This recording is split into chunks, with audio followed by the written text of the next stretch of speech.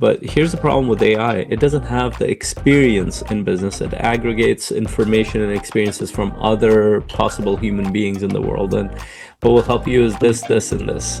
A lot of coaches, a lot of business owners are struggling. And to be honest, I've had to kind of battle this and work through this. It's like, what is my business gonna look like? And I'll be talking about this in different podcasts as we come along. But I'll say this: but I think about 80 to 90% of the coaches are going to be out of business because of the way they coach. Hey, it's Daniel, and you are about to watch a clip from our free podcast, The Coach's Journey, where we help you navigate the surprisingly difficult path of building a coaching business by people who are actually doing it. And we go live, raw, and unedited every week in our free Facebook community.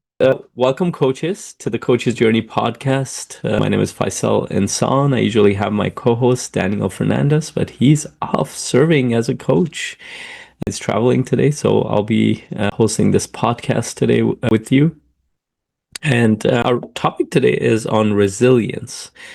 Resilience in the age of overwhelm. And I love that phrasing around it, and I'll break it down what we mean by resilience, what's going on with overwhelm, and more importantly, what should you pay attention to as a coach when it comes to you and when it comes to clients or potential clients. This is a very, very important topic, especially in the world of AI, especially in the world of market instability.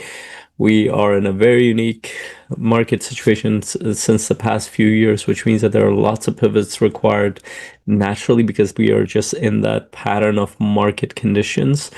Add to that AI, add to that political challenges out in the world that people see and their perception of what's going to happen.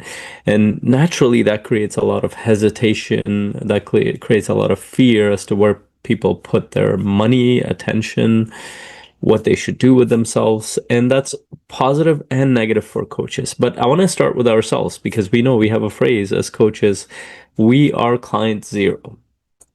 And I want to define a couple of terms here when it comes to being client zero. So the first one is resilience. What is resilience? And I pulled up the definition, is the ability to adapt, to bounce back, and even grow stronger in the face of adversity, stress, trauma, or significant life changes.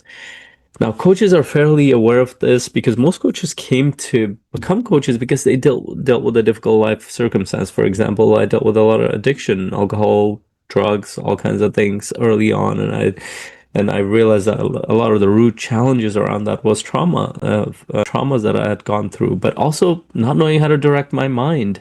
So there were both factors in there. It took me a decade plus to even figure out how to move around that. And then I still had to deal with that when I started my business a decade ago. I had to build resilience. That means that the business was a whole other challenge. On top of that, being the primary provider and having children, wife, and trying to build a life when I went cold turkey towards the business world and I didn't know what I was doing. That required resilience. To be honest, I realized even despite my past resilience that I thought I had, I struggled to build that resilience early on. And almost always I would end up with overwhelm. What is overwhelm? Where the way I look at overwhelm is that our emotions take over, and overwhelm is an emotion, survival emotions that connects to our hindbrain, and we can't think anymore. And the primary way you're going to be able to run a business is if you can think. The primary way you can connect with clients or potential clients is if you can think and use your prefrontal cortex. You also use your emotions of empathy, connection, those kind of things. That's still not a survival thing. That's a connection thing. That's a growth thing. And I mean, I've done this. I categorize emotions in survival and growth categories. So emotions such as peace, the happiness, connection, those kind of things fall into growth emotions, and emotions such as fear, disconnection, overwhelm, they are in the survival category. So when we're in survival, it's very, very hard to connect with people. A great example of that is if I'm walking with my child crossing the road and there's a car that comes in towards us and I see that car is a little bit fast and my daughter's not fully aware of it, I'm either going to scream at her to get her out of the way or grab her, get her out of the way. There is no sense of connection or anything. I just need to protect her. Same thing with if our survival is in threat, we will take steps that are reactionary, and those are important in those moments. but they're not connection oriented growth or strategy oriented. There's no strategy, it's just a reaction. Those are important feelings to have, but excuse me, but they don't serve us to grow and when we're trying to grow.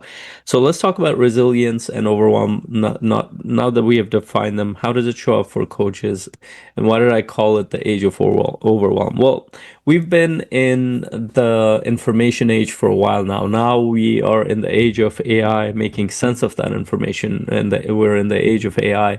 We don't just have large amounts of data; we have some type of intelligence that's helping us make sense of it. Here's a problem though. Even though AI can help us a lot, I see people still overwhelmed going down the rabbit holes of all kinds of things because their initial intention is still survival.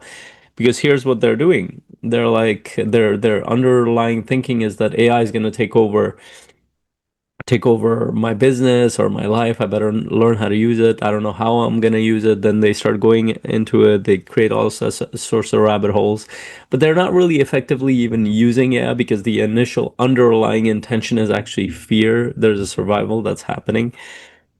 And often when, for example, my clients will come to me, they have used AI. For example, they'll create some kind of business plan with it, which is great. And AI is very good at aggregating information. You feed it a bunch of stuff and it will give you something based on a powerful model. And usually it's really good. So I will look at it, be like, huh, it's interesting. These are all great ways to think about your business. But here's the problem with AI. It doesn't have the experience in business. It aggregates information and experiences from other possible human beings in the world. And depending on what it has access to, it'll spit out some answers that might be great, that might be not so great. And often, for example, for my business clients, let's say coaches or other kinds of entrepreneur clients, I'll look at the data from AI and I'll see is like, huh, this is great, but not for you. This is great, but not right now. This is great, but it's not going to help you at this point in your business. What will help you is this, this, and this. So again, I'm redirecting them. AI is very useful at bringing all that stuff together, but you still have to use your mind. That means you still need to be able to think, and because they're not thinking and fully relying on AI, they're hoping that AI will give them the answers. Then that's a problem.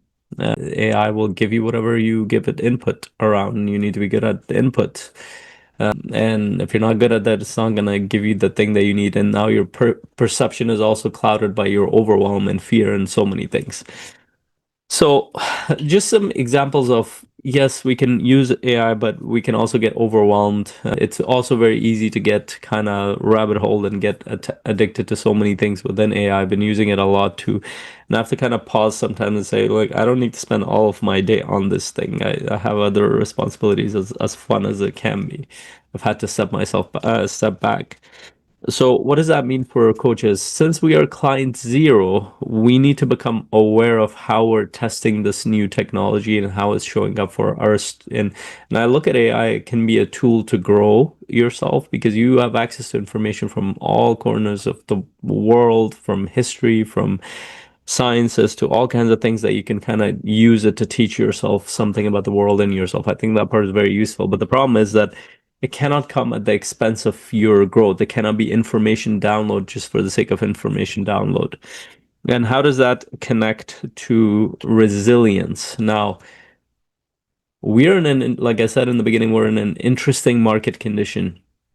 A lot of coaches, a lot of business owners are struggling. And to be honest, I've had to kind of battle this and work through this. It's like, what is my business gonna look like? And I'll be talking about this in different podcasts as we come along. But I'll say this: about I think about 80 to 90% of the coaches are going to be out of business because of the way they coach. I'm not saying that to scare you. I'm just saying that most coaches are not aware of what to focus on. And what to focus on are the human things. And that starts with you.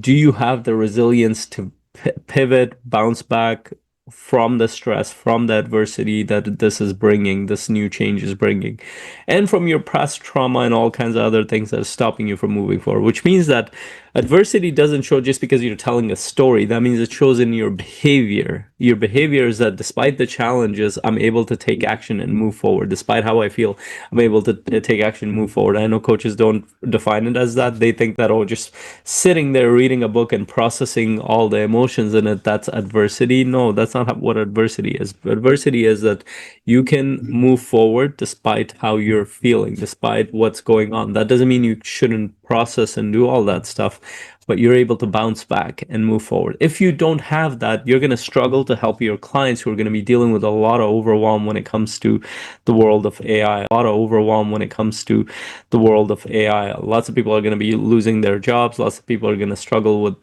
this world that we're entering. A lot of the human skills are going to go away because people are spending more and more time in their computer and smart devices, which means that what's going to suffer is communication with other human beings. What's going to suffer is emotional resilience. What's going to suffer is their ability to work with other people. And they're going to at least short term hope that the AI will solve the gaps. It will solve the gap in their thinking, but not necessarily their ability to connect and lead other people. That's where you come in as a coach. So if you don't have resilience, and this is the part where we need to be honest with ourselves, if you look at your behavior the past month, have you been able to take action to move forward in your business? Have you been able to work through the challenges that you have without struggle, without being not struggle, without being stuck where you are? Have you been able to ask for support in the things that you're working on?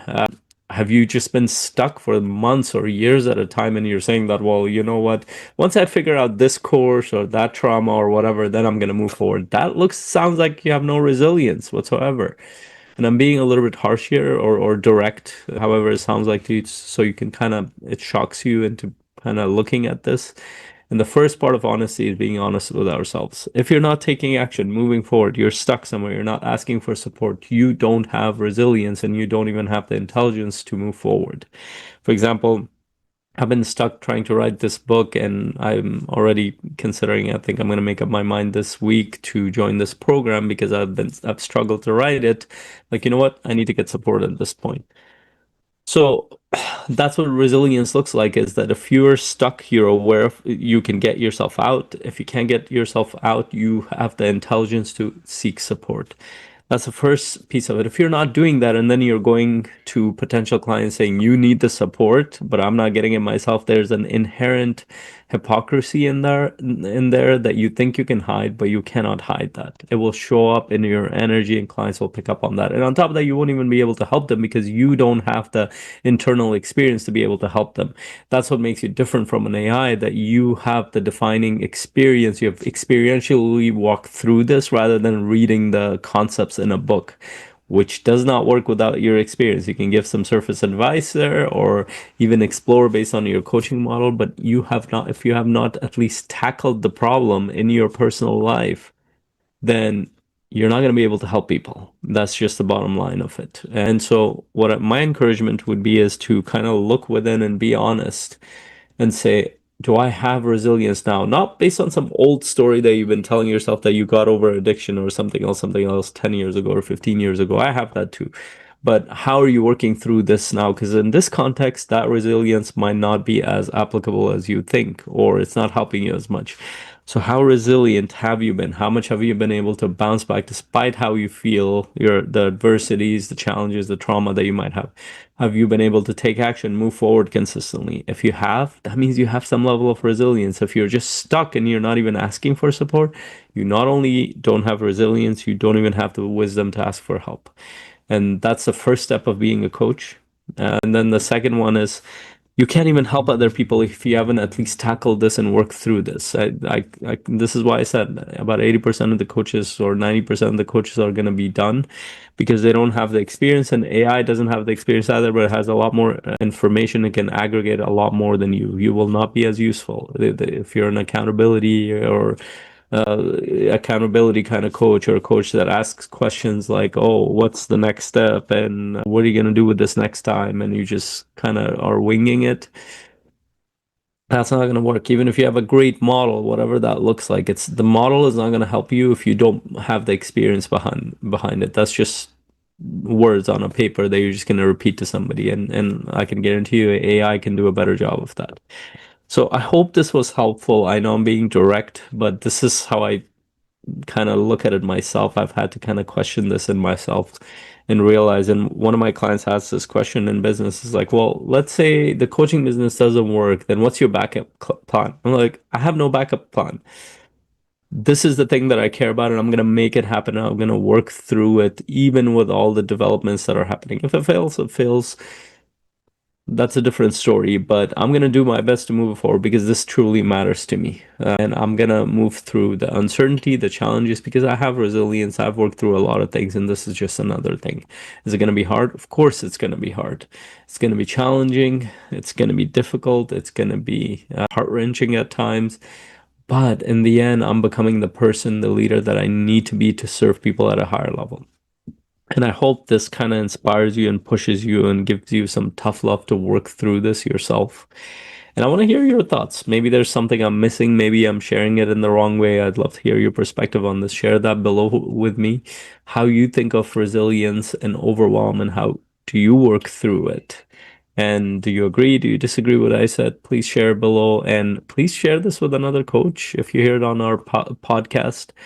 This is the thing that they need to probably hear if they want to move forward. We're here to support. If you haven't checked out what we do, you can go to the links below, cmc.coach, and other links that we have. You can reach out to us on our social media or through our email and other information that we have below. Please let us know if you want us to do a video on a specific topic. Like, share, and comment below. Until my next conversation.